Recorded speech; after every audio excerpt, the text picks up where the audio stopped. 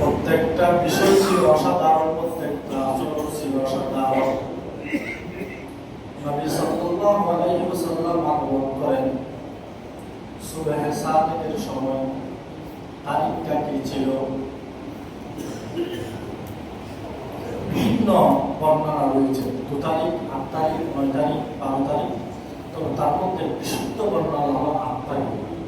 বিশুদ্ধ বর্ণনা 8 তারিখ, রবিউল আউয়াল মাসের 8 তারিখ যে বর্ণনাটা রয়েছে সেটাই বিশুদ্ধ। 2টি বর্ণনা হয়ে যায় সাধারণভাবে, একটা প্রসিদ্ধ, একটা বিশুদ্ধ। কোরআনে কারীমের মধ্যে আয়াত কয়টি যদি আমাদেরকে জিজ্ঞেস করে আমরা সকলেই বলি 6666 আয়াত। এটা হলো প্রসিদ্ধ, বিশুদ্ধ না। বিশুদ্ধ হলো 6234, 6234 এটা হচ্ছে বিশুদ্ধ, 6666 এটা হলো প্রসিদ্ধ। নবী আলাইহিস সালামের জন্মের তারিখ 12 রবিউল আউয়াল, এটা প্রসিদ্ধ। তো বিশুদ্ধ হলো 8 রবিউল আউয়াল। কেমনে?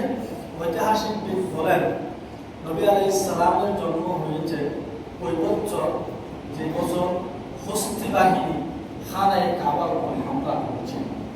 এই ঘটনাটা আমরা সকলে জানি না। কোরআনের মধ্যে ছোট্ট একটি সূরা আল্লাহ তাআলা বর্ণনা করেছেন, আলাম তারা কাইফা ফাআলা রাব্বুকা বিআসহাবিল ফিল। হস্তি বাহিনী যে বছর খানায়ে কাবাকে নির্মূলের জন্য হামলা করেছিল, ওই বছর নবী আলাইহিস সালামের জন্ম হয়। এটাতে কারো কোনো দ্বিমত নেই, সমস্ত ঐতিহাসিক বিজ্ঞান একমত। কোন তারিখে হয়? ইতিহাস বলে মুহররম মাস শেষ হওয়ার 13 দিন পূর্বে। মুহররম মাস শেষ হওয়ার 13 দিন পূর্বে